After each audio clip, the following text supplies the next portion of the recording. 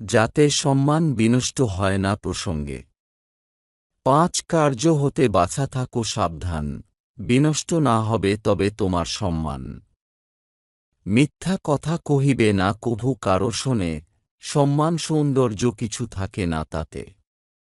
ছোট হয়ে বড়দের সাথে যদি লড়ে, নিজের ইজ্জত তাতে নিজে নষ্ট করে।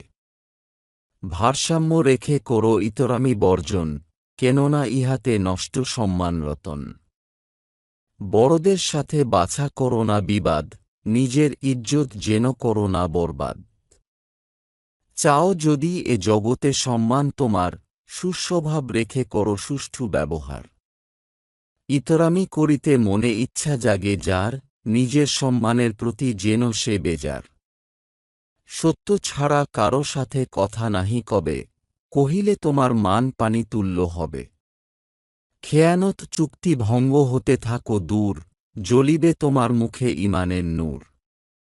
তোমার সুনাম যদি চাও পাইবার, বলো না কারো দোষ ওহে বেরাদার। জগতে হবে না তুমি দুঃখিত কখন, হিংসা ভরে কাহাকেও করো না দর্শন।